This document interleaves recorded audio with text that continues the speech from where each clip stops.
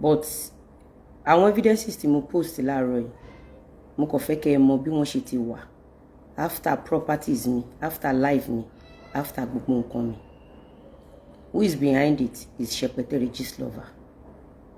From day one, tẹ́ bá rántí dáadáa, ó ti ń ṣe gbogbo kíní lábẹ́lẹ̀, but the moment I bought a property in this estate in 2019, that was when she go gaga. Kò wá ní choice. She cannot afford it. Then she came into my estate to rent an apartment. She rented the apartment, ó dẹ̀ ṣe party, ó pelére rẹ̀kẹ̀tẹ̀. You know I'm a very busy person. I don't put nose into people's life. I don't put my mouth in things that doesn't concern me. Abẹ́rí mi bẹ̀ lọ́jọ́ tó ṣílé tó rent, no.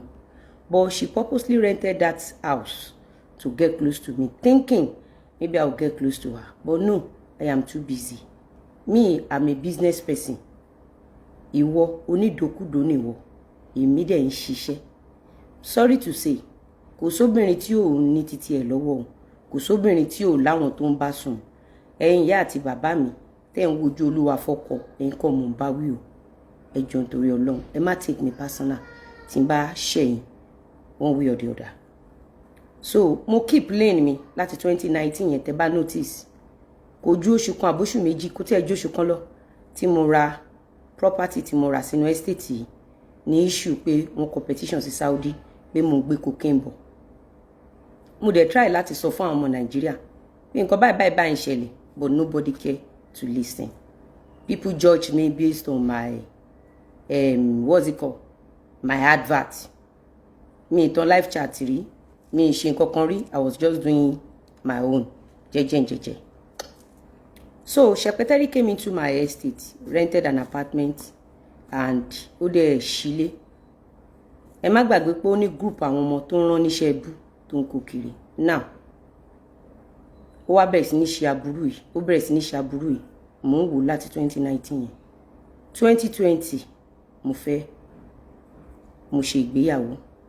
Ẹ má gbàgbé pé mi tí marry ní 2019 tí wọ́n gbé narrative jáde pé mo gbé cocaine, mo ṣògùn owó, mo ṣẹ́ṣó, mo fálàfin, mo ṣe gbá mo ṣá. Ẹ má gbàgbé pé mi tí marry ngbà yẹn. Nígbà tí mo wá fẹ́ ọkọ mi, wọ́n lọ wá àgbésùn ọkọ mi lára àwọn ọmọ tó jọ fi ń ṣe olóṣó tó fi ń dòdòkúdò kiri, wọ́n lọ wá àgbésùn ọkọ mi. They asked my husband àgbésùn side kukuruku to be recording my husband. Of course, ìyẹn ti ń record ọkọ mi náà at vulnerable kini. Èyí tá wá sọ níbí báyìí, if you see, mo lo earpiece, mo lo kí lorúkọ ẹ̀, ṣe earpiece náà ni. So wọ́n ní Shepeteri ṣe show fún mi ní jẹta àbí jẹrin, and I'm going to reply her one by one. So you need to share this show. I will reply her one. I'm not replying her, sorry to say. Mo máa tan ìmọ́lẹ̀. I'm analyze it. I'm going to analyze her allegation one by one. You all see when they've been paying each other.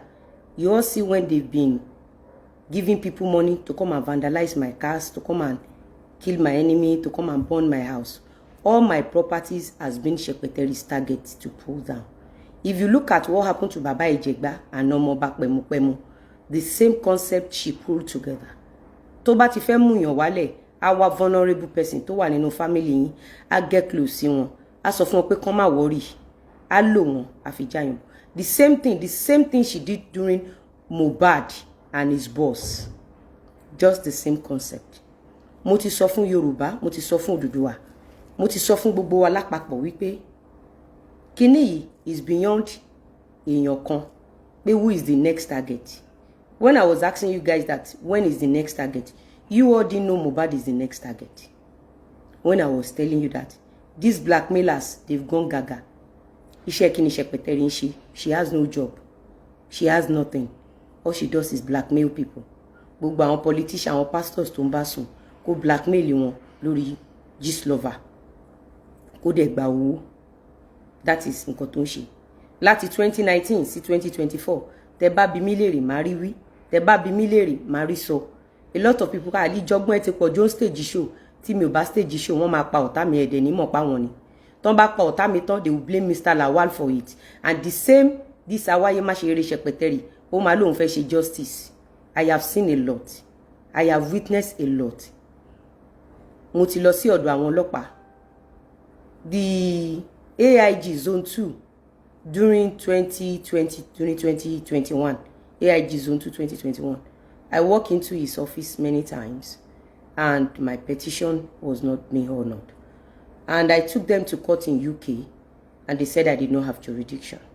Even UK has been saying it that Nigerian government need to establish the case so that they can even join Nigerian police to fight these blackmailers. But Nigerian government or whatsoever are not doing their work. So fast forward, they arrested one of the instruments from Elere to Kamsalem. On getting to Kamsalem, they asked us so many things. They asked them. They didn't ask me though. They asked us to write some what's it called? And they took one of the instruments to the court, and they said okay, they will investigate the matter within 14 days. So we were expecting them to call us, ask for what we have against these people before we know it. Wọ́n release wọn because wọ́n mọ̀ pé táwọn bá fi wọ́n síbẹ̀ wọ́n máa kà. Bóyá àwọn olóṣèlú ló ń lò wọ́n ni o. Bóyá àwọn agbófinró ló ń lò wọ́n ni o. Bóyá àwọn adájọ́ ló ń lò wọ́n ni o. Till now, àwọn tí àwọn blackmailers ń ṣiṣẹ́ fún èmi ò tí mọ̀. Ṣó ti yín. But inú show tó ṣe fún mi, màá reply, màá analyze. Ṣó ti yín nǹkan tí mi sọ. So wọ́n dẹ̀ release wọn nìyẹn ni tán release gan ẹsẹ̀kẹsẹ̀ ló ti jáde ní day 4. You know, within that period, we were expecting them to call us. All the thing that I have with me, you know, till now, they did not investigate anything till now. Láti 2019, nobody investigated anything. All they do is, when they just catch them, they take them to court. From court, they release them. And in this kind of situation, you cannot ask me to keep quiet. Because tí wọ́n bá pa ọ̀tá mi, ẹni tó ti kú ò lè rojọ́ mọ́. So even tó bá kú a blood, what's it called? A liter. Tó bá kú 1 liter of blood lára mi, I should be able to tell the whole world. Pé nǹkan báyìí ló ṣẹlẹ̀ o. Then ṣe mọ̀, wọ́n lè fẹ́ ṣe profile, bírú profile tán ṣe fún pastor tán ṣe lọ́wọ́lọ́wọ́ yìí. At least gbogbo àgbáyé wọ́n mọ̀ bí Nigerians or Nigerian government or police bí wọ́n ṣe case yẹn títí. Ẹ wo video tí mo post láàárọ̀ yìí, kò sẹ́ni tó mọ̀ pé mo nírú video yẹn lọ́wọ́, and I have over 500 of that videos. And during the time they were doing these videos, ṣé mo sọ̀rọ̀? I did not say anything. During this video, did I stage show? No. I did not stage any show. I was running from one police station to another. And if you could remember, Mohbad said the same thing. If you could remember, Mohbad said, pé òun lọ sí police station, òun kọ petition, òun kọ gbà, òun kọ àwo. Ṣé you understand? Wọ́n ní wọ́n pé Mohbad kó wá sí station. Wọ́n ní Mohbad wà scared kan lè ti òun mọ́lé. Òun ló dífá fún Lizzy Anjorin tó kọ petition. Tí wọ́n wá fi ọlọ́pàá wá gbé mi nílé. All because they want to protect those that wrote petition, those that I wrote petition against. So they bullied me, they humiliated me, they took me to court, they took me to police stations. And I remember the time they took me to Ikeja police station. When I gave them my own, you know, gbogbo ẹ̀rí tó wà lọ́wọ́ mi, lẹ́sẹ̀kẹsẹ̀ náà ní kán lọ tì wọ́n mọ́lé, wọ́n máa gbé wọn lọ sí police station lọ́jọ́ kejì.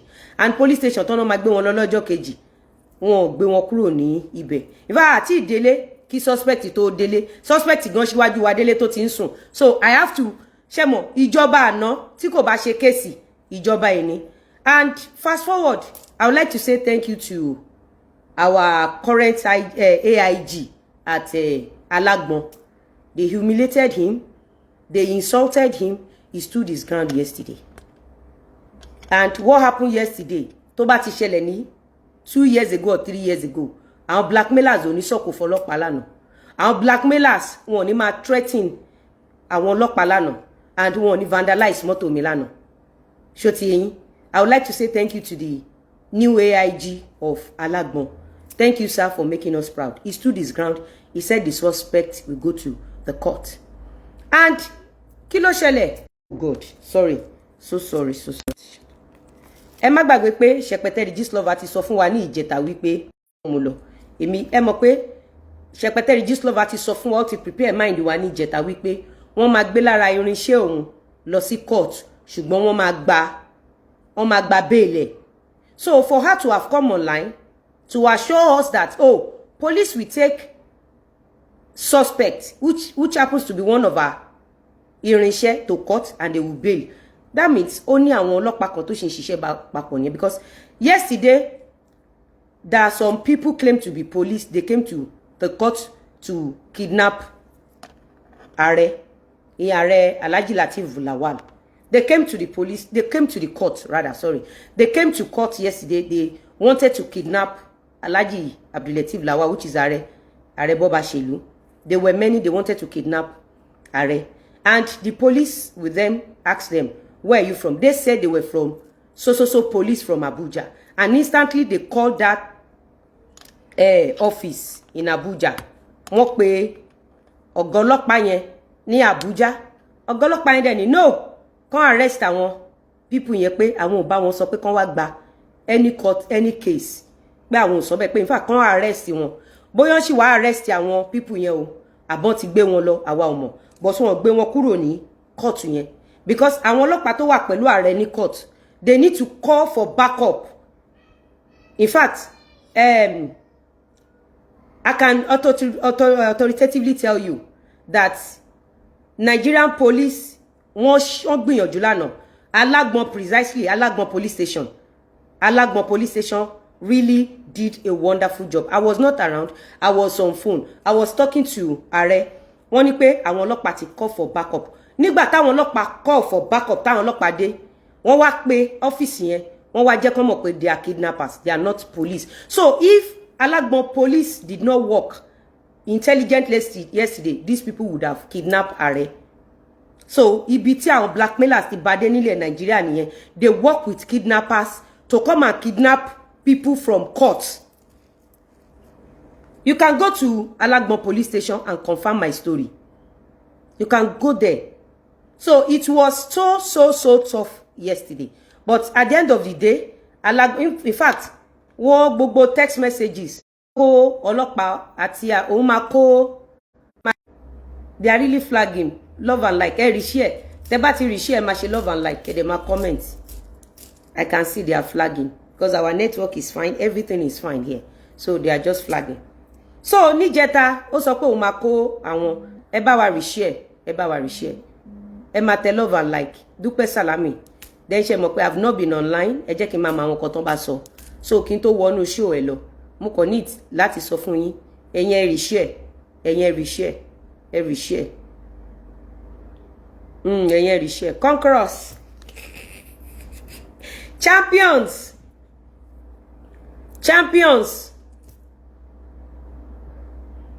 How are you? So reshare.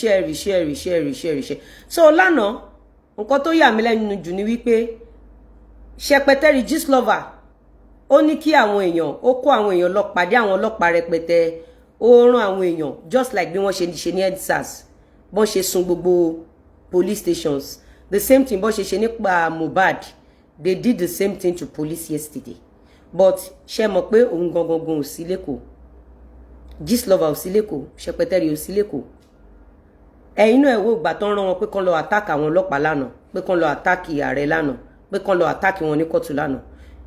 Tó bá jẹ́ pé ó di ogun tí wọ́n bá yìnbọn fún anybody, ṣé ọmọ Shepeteri wà ńbẹ̀, ṣé ọmọ Dangote wà ńbẹ̀. Mo ti ṣe lè fún yín times without number that you guys ó yẹ kẹ́ ti gbọ́n. Tó bá wá láti ìdílé kò lénìyàn, má tẹ̀lé Shepeteri, wọn ò lórí kankan tán fẹ́ ṣe. Òun ń gba oko, Shepeteri ń gba oko, níbi tó ti ń gba oko ẹ̀ àti 2 weeks ago ló ti ń fòbò tọrẹ kiri nítorí ọ̀rọ̀ wọ́n dẹ̀ dóńdòkúdò. Kíní làwa wà lánàá, kíná Bangladesh làwa wà. Ńgbà táwa ṣe mọ́ ní stopover, à ń bọ̀ wá sílé. Gbogbo ara ẹ̀, gbogbo spam kún ẹ̀yìn aṣọ ẹ̀ ní, gbogbo ìpàkọ́ ẹ̀ ló ti tú mọ́lẹ̀ ńlẹ̀. Wọ́n ti donídò sàrà. Ọlọ́run ló mọ àwọn tó lọ dóńdòkúdò. Wọ́n donídò sàrà. Gbogbo àwọ̀ ẹ̀ ti ṣá. gbogbo àwọ̀ ẹ̀ ti ṣe mọ̀ òun náà máa pín òbò kiri because ó ní láti protect àwọn irinṣẹ́ àwọn instrument tó fi ń ba Nàìjíríà jẹ́ she need to protect them gbogbo ìjẹta ìjẹrin gbogbo ìgbà tó ń ṣe show yẹn ó wà níbi tán ti ń do ní ìdókúdò but she was highly disappointed this time around she realized Nigerian police are not ready to compromise she was highly disappointed ìgbà táwa máa rí ní Bangladesh ìgbà táwa máa rí gbogbo aṣọ ẹ̀ ló tutù gbogbo spam ní gbogbo ara ẹ̀ ó ti kóbó ṣe mọ̀ gbogbo orun orí ẹ̀ ti tú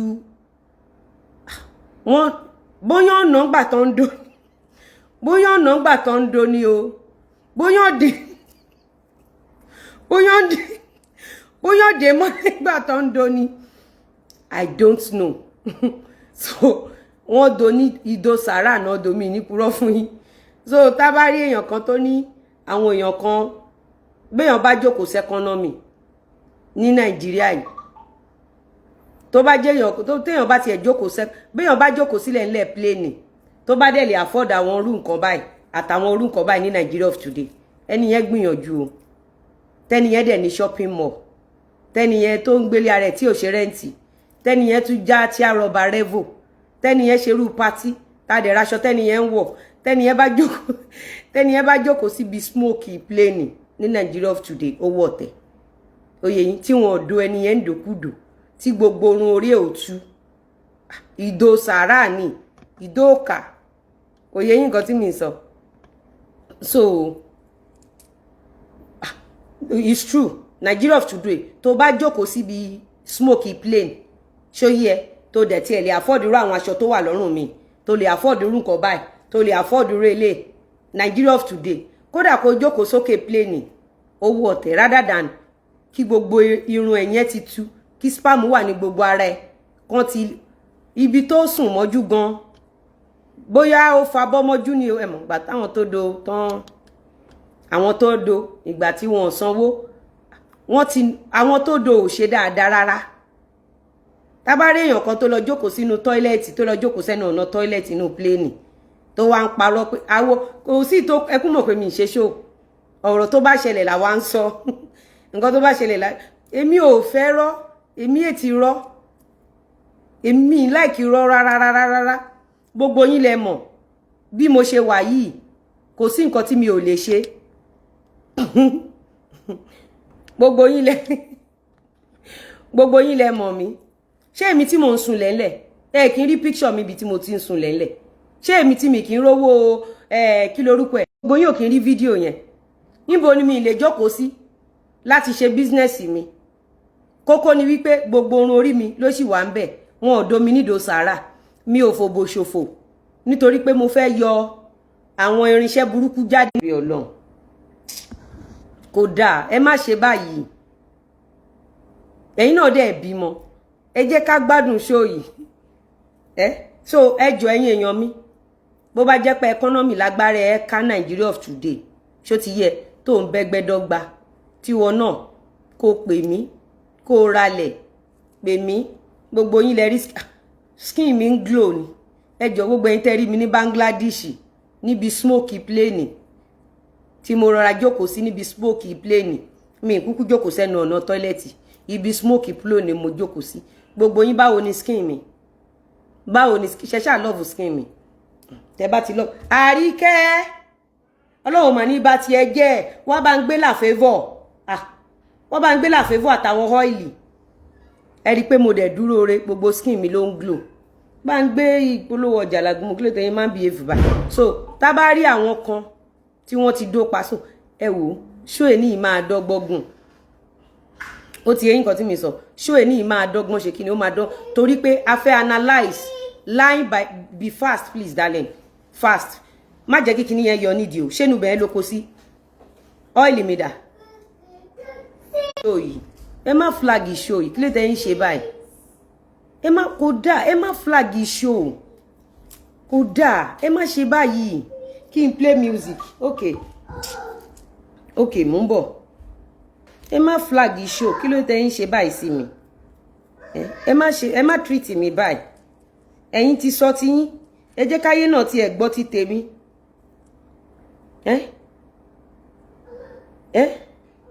ẹ jẹ́ ẹ̀yin ẹ jẹ́ káyé gbọ́ ti tèmi náà ẹ̀yin ti ṣe ti yín ṣàánú mi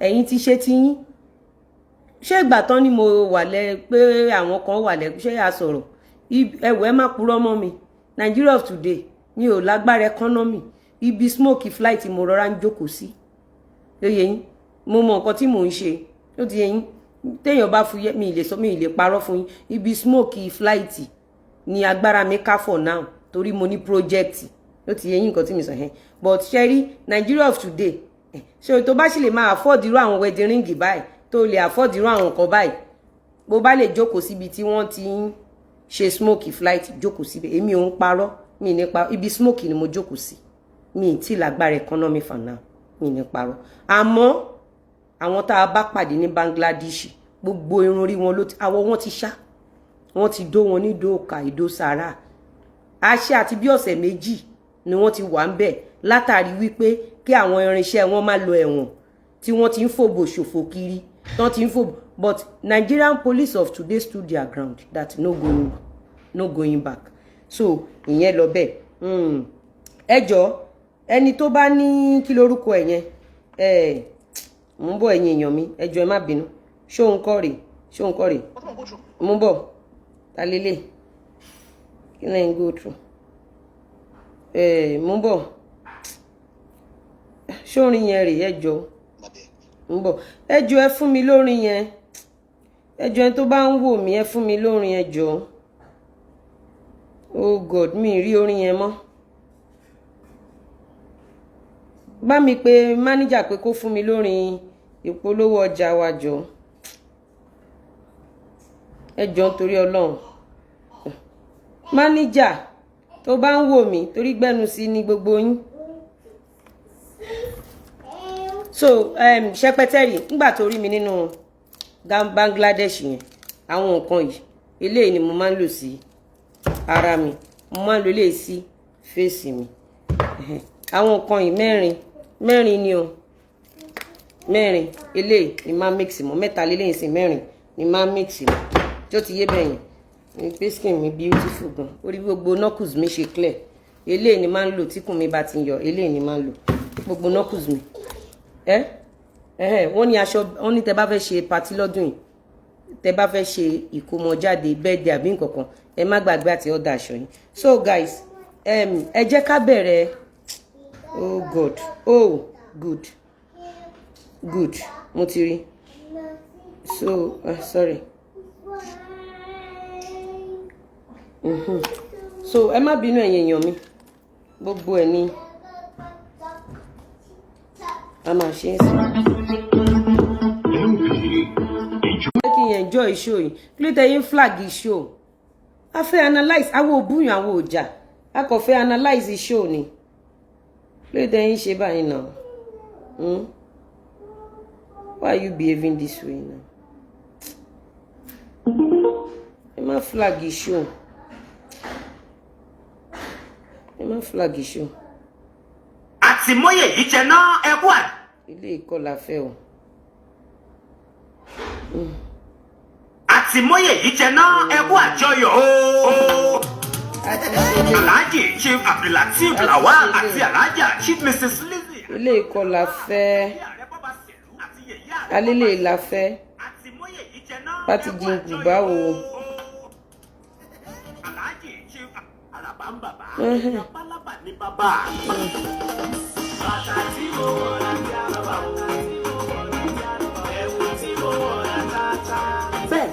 Show ni máa lọ́ngù. olójú ẹ̀yẹ tó lè lé bẹ̀bẹ̀ lúbẹ̀ lójú omi àyàfi pẹ́pẹ́ yọ pẹ̀bẹ́ ẹlẹ́sìn abẹ̀bẹ̀ àfi eléyìí ò. Show yìí ó máa gùn torí show yẹn gùn díẹ̀ so a máa analyse ẹ̀.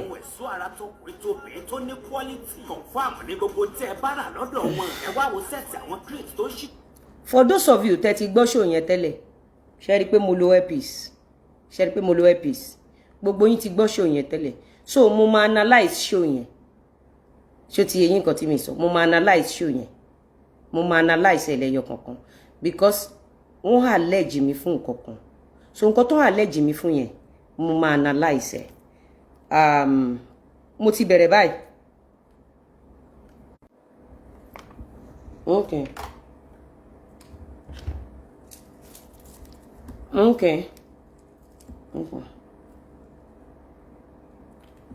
Nínú nǹkan tí mò ń fetí ara mi gbọ́ yìí, ó ní pé òun gbé àwọn agbẹnusọ òun dìde láti lọ bá AIG, láti lọ bá DIG, láti lọ bá àwọn èèyàn. Ó wá sọ nǹkan kan pé AIG sọ nǹkan kan. Ẹ jẹ́ kí n gbọ́ nǹkan tán ní AIG sọ. Ṣé mọ̀ pé mo sọ fún yín pé the new AIG of Alagbon is a man of honor and man of integrity. No compromise. No compromise. I don't know how powerful you are. And as someone nobody, I will want you to stay away from crime. Stay away from crime. When they take your case to Alagbon or to Zone 2 right now, those ogas there right now don't compromise. You can have your way. Toba gbe eda won bikan. But when your case get to the new AIG at Alagbon and Zone 2, forget it. They don't compromise. They don't want your pussy. They don't want your money. They don't want your status.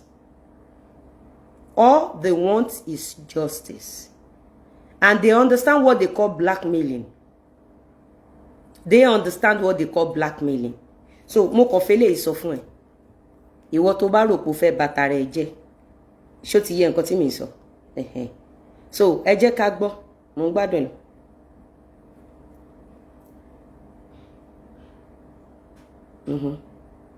Okay.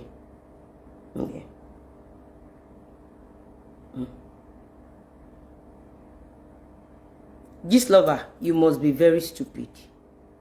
Shepeteri, gist lover, you are a pathological liar. You are a born failure. You said, and I quote, the reason why Lizzy has been coming for me. But kí ló dé tó jẹ́ wípé ó ṣe sọ̀rọ̀ ìgbà tó ti pẹ́. Ta ló wà behind issue tí mo ní 2019? Ìwọ gist lover ni. Kí ló dé tó ṣe wá paint ẹ fún gbogbo ọmọ aráyé bí ká ní pé èmi àti ẹ ṣẹ̀ṣẹ̀ ní issue ni. Ṣé òun try láti hide away? O fẹ́ ká mọ̀ pé wọ́n ló lọ gbé ẹnu ìṣó wá. Bó ṣe gbé Angel dìde sí ọ̀gá ẹ̀.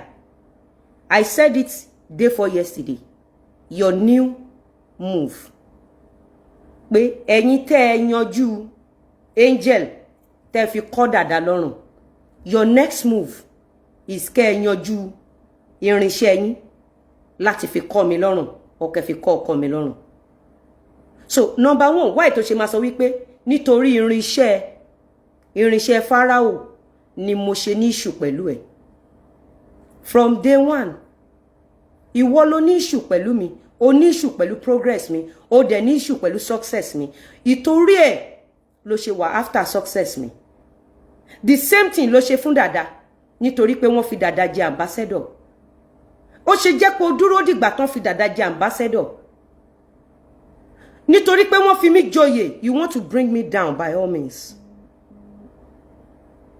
You want to bring me down by all means. Ìwọ ò níṣẹ́ lọ́wọ́, èmi níṣẹ́ lọ́wọ́. Kí ló dé tèmi ṣe máa bẹ́ ẹjà?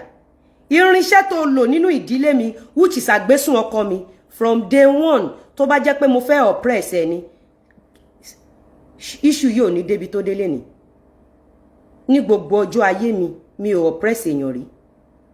Nígbà tí wọ́n sanwó ilé ẹ̀, nígbà tí wọ́n gbalé fún tán ra mọ́tò fún, ó ṣe jáde pé ìgbà ẹ mo ní issue pẹ̀lú ẹ̀. Ìwọ ló ní issue. Ìwọ ló ń fagídí jayé. Ìwọ gist lover ni olè, ọ̀lẹ, alápámáṣiṣẹ́ that you want to live large. Ìwọ ló fẹ́ fi irinṣẹ́ Pharaoh ló fẹ́ fi gba donations. Ìwọ ló fẹ́ pa tó fẹ́ fi òkú ẹ̀kọ́ wa lọ́rùn láti fi gba donations. Kí ló dé tẹ́ ṣe vandalize mọ́tò mi lánàá? Kí ló dé tẹ́ ṣe ń fi kúlé wa kiri? Ọjọ́ wo lèmi kẹnu bọ kéèsì ẹ rí? bàbá ọmọ ẹ tó ń fabọ́ ọjọ́ wo ni mo kẹnu bọ kéèsì ẹ̀ nígbà tí wọ́n dó ẹ ní ìdókúdò nígbà tí Milo dó ẹ ní ìdókúdò ṣé mo kẹnu bọ kéèsì ẹ̀ nígbà tó ń release the voice note ẹ níbi tí wọ́n ti ń dó ẹ ní ìdókúdò ṣé mo kẹnu bọ kéèsì ẹ̀ I think mi kẹnu bọ kéèsì ẹ̀ ìwọ ló lámojú kúrò ló fẹ́ fa gbogbo ògo lẹ̀ Yorùbá bọ́lẹ̀ ìwọ ló fẹ́ destroy gbogbo ògo lẹ̀ Yorùbá ìwọ ló target Èkó láti bèkó jẹ́ bẹ́ẹ̀ ṣe bá Jos jẹ́ bí Jos ṣe mighty tó àwọn celebrity Jos lẹ kọ́kọ́ mú wálẹ̀ tẹ́ bá tí wọ́n jẹ́ lẹ ṣẹ̀ṣẹ̀ wá sọ ìlú Jos dahoro the same thing ni wọ́n practice nílùú Èkó toro mọ̀ pé tá a bá fẹ́ pín tẹ́kọ̀ọ́ bá dá pín Èkó máa fẹ́ dá dúró bí state and they want to destroy Lagos. If government is not doing anything about you guys, I will. You need dokudo jati jati. Don't paint it as if you are supporting Irinse Pharaoh. You are not supporting her.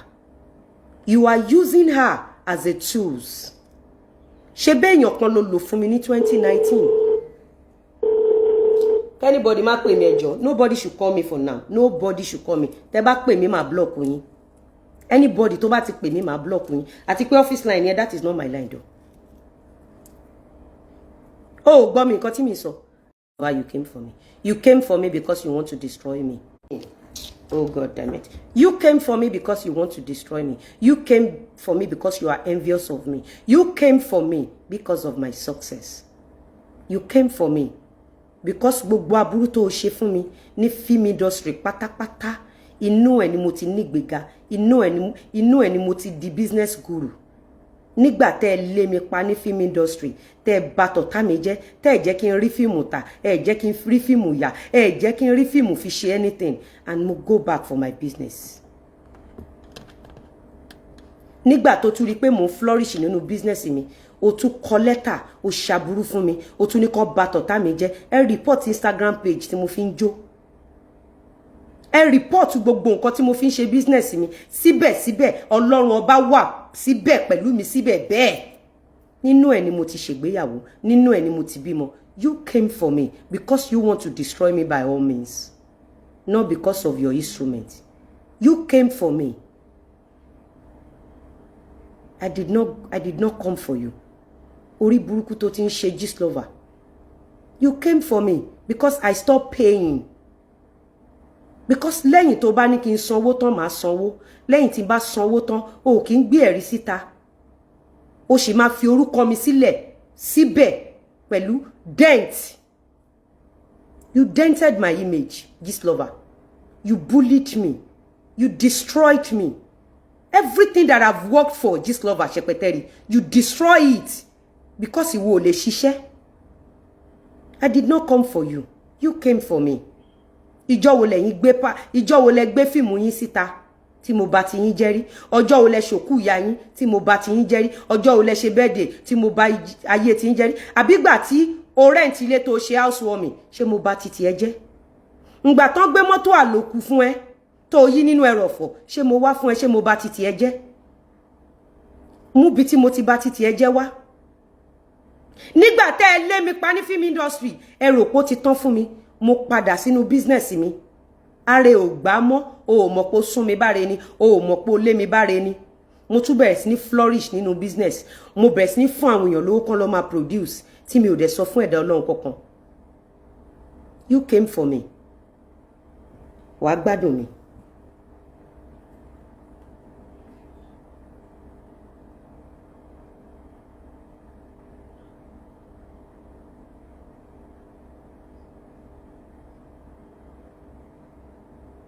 So, ó lọ sí Abuja, ó tún lọ bá AIG alágbọ̀n.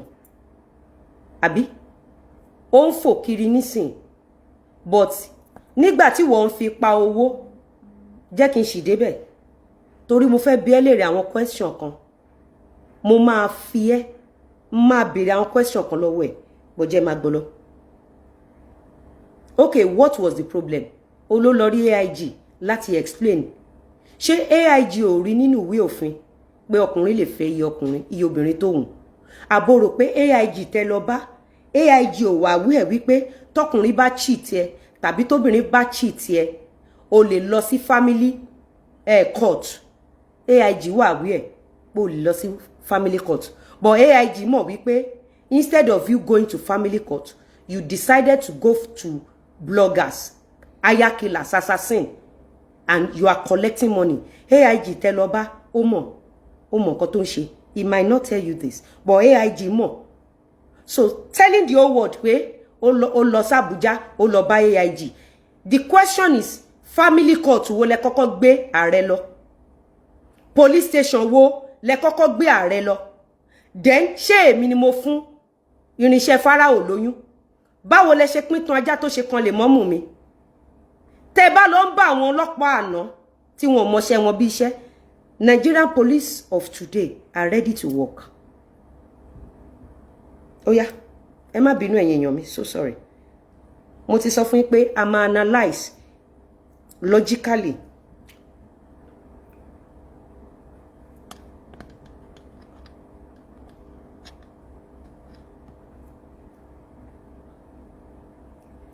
Ìwọ bá ti wá lọ bẹ̀rẹ̀ iṣẹ́ ọlọ́pàá. Ó sọ pé kí ló dé tí wọ́n ṣe mú tó jẹ́ kí ìdí tí àwọn ọlọ́pàá ṣe mú sílẹ̀. Ìwọ bá ti lọ bẹ̀rẹ̀ iṣẹ́ ọlọ́pàá yìí tó fi bẹ̀rẹ̀ iṣẹ́ aṣẹ́wó àbí èyí tí wọ́n fi ṣiṣẹ́ iṣẹ́ kí lorúkọ ẹ̀ tó fi ń bà àwọn èèyàn lórúkọ jẹ́. Torí pé èmi Lizzy Anjorin Lawal mi ò ní fún obìnrin ẹgbẹ́ mi pàápàá jùlọ ọmọ tí mo mọ̀ pé kò lè níyàn, ọmọ tí mo mọ̀ pé kò ní enough security, ọmọ tí mo mọ̀ pé kò wá láti di olówó. Mi ò ní fi irú ọmọ bẹ́ẹ̀ yẹn ṣe bait láti mú ọmọ làkejì mi wálẹ̀.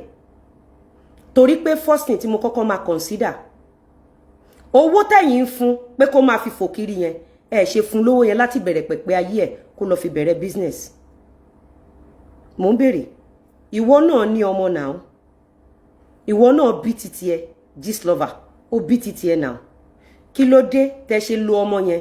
Kí ni reason tẹ́ ṣe nǹkan tẹ́ ṣe fọ́mọ yẹn tẹ́ dẹ̀ bí tiyín? So mo ń bọ̀ nǹkan tó mú ẹ láti ní kó máa fò lọ kó máa fò bọ̀ ó wà àwé ẹ̀ ni. So jẹ́ kí n máa ṣe analysis mi lọ. Mi ò tí ì go deeper torí ọ̀nà ṣì jìn gan.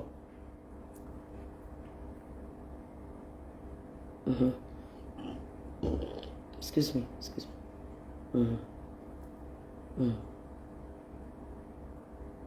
Ṣé ẹ̀ṣẹ̀ tí irinṣẹ́ ẹ̀ṣẹ̀ ṣé ẹ̀ṣẹ̀ tó yẹ kó tó 2024 ni?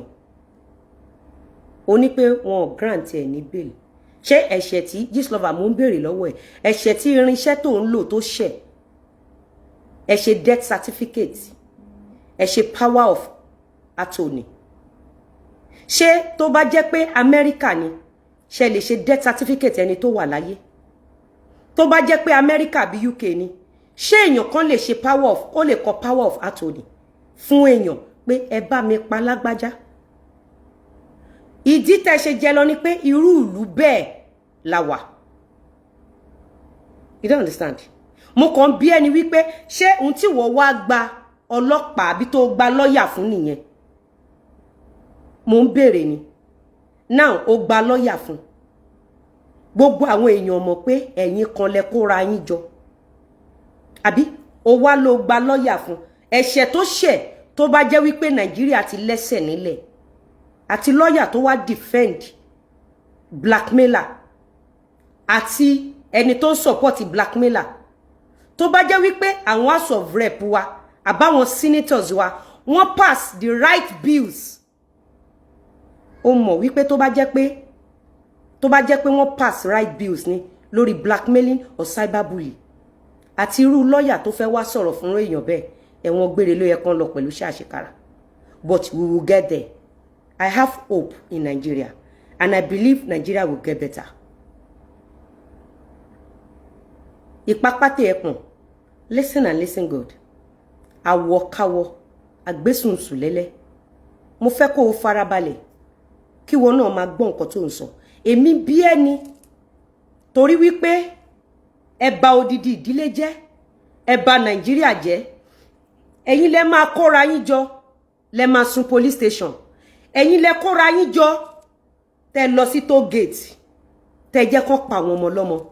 The same set of people yìí lẹ gbé òkú àwọn ọmọ ọlọ́mọ tán pa sí toll gate ẹ gbé sí ọrùn odidi president ṣebí àwọn tẹ́ ẹ kó lọ sí toll gate náà lẹ kó pàdé àwọn ọlọ́pàá àti complainant ní kóòtù lánàá ó dẹ̀ promise wa pé ẹ máa pàdé wọ́n dẹ̀ pàdé ẹ̀ àbí kì í ṣe the same set of people tẹ́ ẹ kó lọ sí toll gate tẹ́ fi sun àwọn police station ọlọ́pàá ṣé the same crowd the same set of people àbí ṣé Fẹ́tí Àbálógun àǹtí Fẹ́tí Àbálógun ṣé ó ṣe nǹkan tó ṣe Fúnkẹ́ Akíndélé ó ti kó èèyàn jọ láti sọ pé ẹ lọ pààyàn ẹ mú bi tí Mercy Aigbe ti gba lọ́yà fún blackmailer àbí amrọ̀bà ẹ bá mi mú bi tí kí lorúkọ ẹ Bíọ́dún Òkèowó ibi tó ti gba lọ́yà fún ẹni tó kọ lẹ́tà pé ẹ bá mi pa wọ́n dànù. We will get there. The right authorities, we will let them know. We will get there. Mo kàn jẹ́ káyé mọ̀ wípé Gistlover, the same thing tó ṣe tó kó èrò jọ láti lọ sun police stations, láti toll gate dé Ẹ̀pẹ́, tó endanger ẹ̀mí àwọn ọmọ ọlọ́mọ ní toll gate, tó forí mù kò dẹ̀ sí àwọn ọmọ ẹ̀ níbẹ̀. The same thing. Ṣé ń gbọ́ mi? Ṣé ń gbọ́ mi ṣá? Ṣé ń gbọ́ mi lórí Instagram? Ṣé wọ́n gbọ́ mi ní Instagram? Ṣé ń gbọ́ mi ní Instagram? Ṣé ń gbọ́ mi dáadáa ní Instagram? Can you hear me on Instagram? Can you guys hear me on Instagram? Can you hear me? If you can hear me on Instagram, let me know. If you can hear me loud and clear, let me know. Please, can you hear me on Instagram?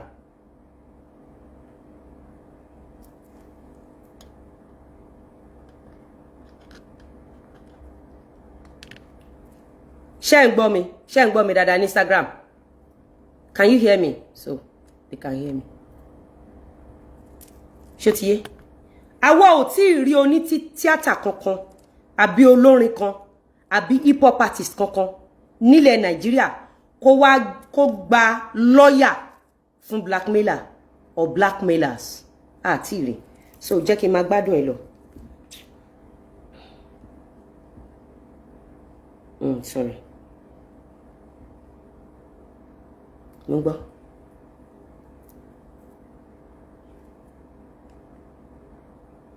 The country we are living right now is a progressed one.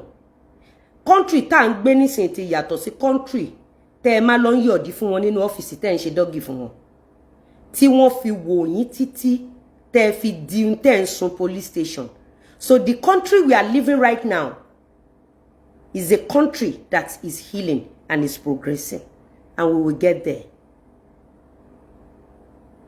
We will get there. Mungbo.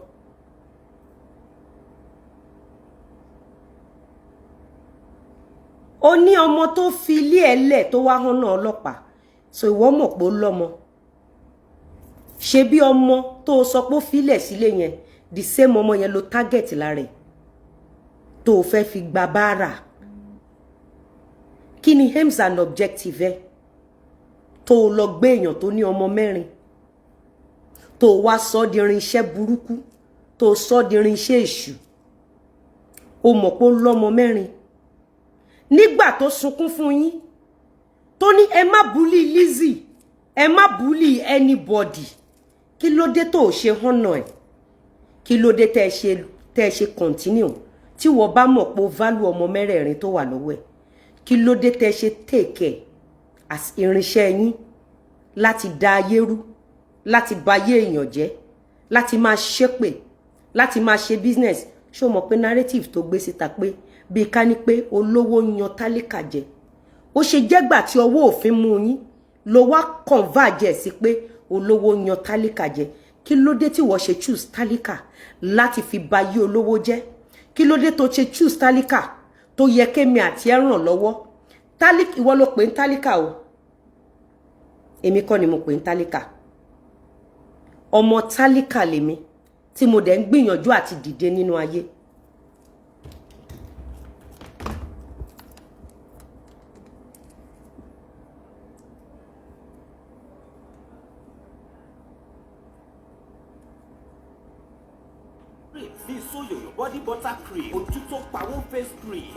ọmọ tálíkà lèmi tí mò ń sáré àti gòkè ọlà. Kí ló dé tí wọ́n ṣe wá mú ọmọ tálíkà láti fi balẹ̀ ọlá jẹ́? Kí ló dé tí wọ́n ṣe groom ọmọ tálíkà? Mo ti gbọ́, mo ti ń ṣe bẹ́ẹ̀. Kí ló dé tí wọ́n ṣe groom ọmọ tálíkà láti balẹ̀ ọlá jẹ́? Kí ló dé tó ṣe groom tálíkà láti bayé ọmọ tálíkà mi jẹ́? Kí ló dé tó ṣe groom ọmọ tálíkà fọdún 4 tó dẹ̀ lò bí instrument láti ba ṣe ọwọ́ ọmọ tálíkà mi jẹ́?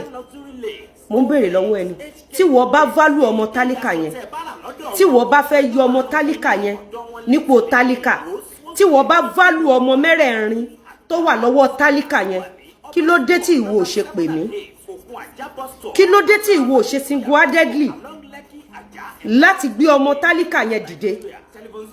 Kí ló dé tí ìwọ ò ṣe sọ fún ọmọ tálíkà yẹn pé Lizzy Anjorin ti fìgbà kan kiri ọjà rí, Lizzy Anjorin ti fìgbà kan sọ́fà rí, Lizzy Anjorin ti fìgbà kan wọ àkísà rí, Lizzy Anjorin ti fìgbà kan sọ uncompleted building rí?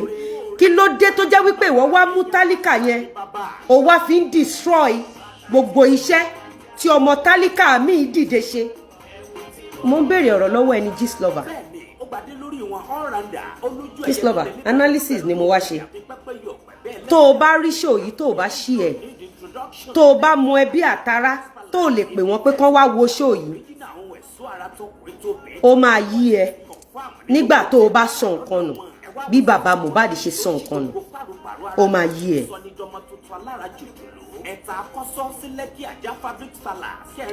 Kí leléyìí sọ? Ó ní pé irinṣẹ́ Pharaoh 1. Ẹ jẹ́ ká máa wò bọ̀. Ẹ má kọ́mẹ̀ntì sọ́dà ẹ̀ rárá. Ẹ má kọ́mẹ̀ntì sọ́dà ẹ̀. Ẹni tó sọ pé irinṣẹ́ Pharaoh 1, don't comment. Ẹ má kọ́mẹ̀ntì síbẹ̀. Analysis là ń ṣe. Àbí ṣé tá bá rí ọmọ tálíkà, ṣé ká fi gbé ọmọ tálíkà mi tó dìde nínú ayé ṣubú ni? Ṣé tá bá rí tálíkà, ṣé ẹ̀tọ́ èmi àti yín ò gbé dìde nínú ayé? Tá bá rí tálíkà tó ní ọmọ 4, ṣé ẹ̀tọ́ èmi àti yín ò sọwọ́ papọ̀ láti gbé ọmọ tálíkà yẹn kó lè ran àwọn ọmọ ẹ̀ 4 lọ́wọ́?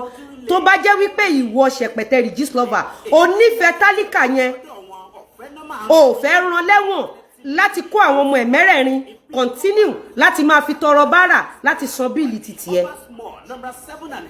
Shepeteri Gistlover, analysis ni mo ń ṣe, mi tí ì ṣe ṣòfò ẹ.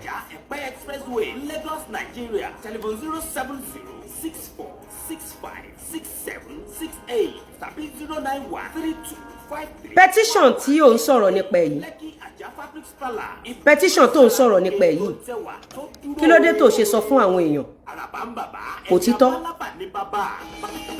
Kí ló dé tó ṣe sọ fún àwọn èèyàn pé àwọn ọlọ́pàá àná tẹ́ ń ṣe dọ́gì fún nínú ọ́fíìsì, tí wọ́n mọ̀ pé blackmailers ni yín, tí wọ́n fi yín já gbogbo ògo lẹ Yorùbá bọ́, àwọn lẹ pé irọ́?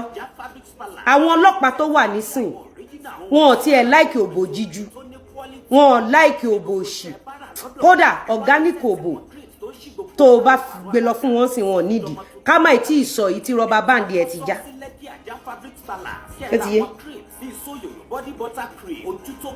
Mo máa débẹ̀, ẹ̀yin èèyàn ẹ má wọrí, mo máa débẹ̀. Ṣé àwọn pé mò ń ṣe analysis ni?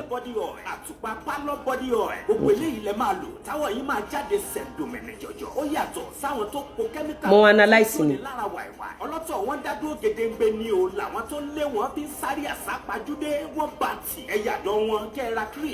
Ó ní situation Nàìjíríà yìí ó rí bákan ńgbà tí wọ́n bẹ́ẹ̀ palẹ̀ mọ́ bàbá Ìjẹ̀gbá lọ sí ẹ̀wọ̀n, àbí condition Nàìjíríà wà pàǹgbà yẹn. Ńgbà tán bá yín palẹ̀ mọ́ yìí tẹ́ ló lọ jí fóònù, tán bá yín rán lẹ́wọ̀n ọdún 7 pẹ̀lú sí àṣekára. Nàìjíríà dá nígbà yẹn àbí? Lásìkò tán bá yín rán àwọn èèyàn lẹ́wọ̀n yìí, inú ẹ̀ ni àwọn kan tá a fi sípò ni wọ́n ti ní àkáǹtì 600. Nàìjíríà dá nígbà yẹn. Inú ẹ̀ ni wọ́n ti dá ní báǹkì 4 sí 5. Nàìjíríà dá nígbà yẹn. Àmọ́ ìgbà tí àwọn ará Nàìjíríà, àwọn ìjọba tá a ní àtàwọn ọlọ́pàá Nàìjíríà ìsìn tí wọn already àti gba rìbá mọ́ lọ́wọ́ yín, tí wọn ò fẹ́ dóòbò rọba báǹdì mọ́, ìsìn ní Nàìjíríà ò dáa àbí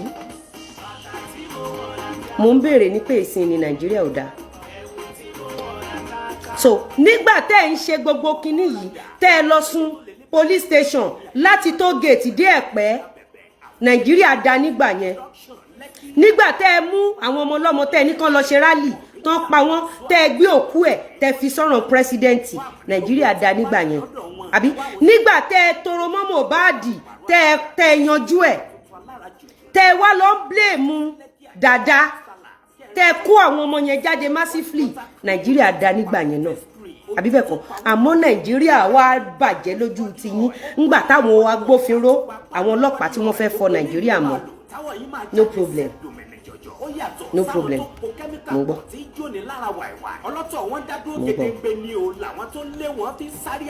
ẹ rí sí ẹ wọ́n flag Instagram gan wọn ò fẹ́ kẹ́ gbọ́ show yìí mo gbọ́ ó máa fọ́ ni ó máa fọ́ ni ó ní nígbà táwọn èèyàn ń lo power wọn nígbà tí wọ́n ń lo power títí ẹ̀ nígbà tí wọ́n fi power pawó ọ̀fẹ́ nígbà tí wọ́n fi power tó o ní tó fi blackmail àwọn èèyàn nígbà tó fi power ẹ kó ọmọ mẹ̀kúnnù tó ní kàn máa lọ tó gate nígbà tó mú power ẹ tó fi instruct àwọn ọmọ mẹ̀kúnnù kàn máa sun police station power tí wọ́n ní bá mi sọ ta ló ti fi power ẹ gbéga ní Nàìjíríà kò sí onítíátà kan àbólórin kan tó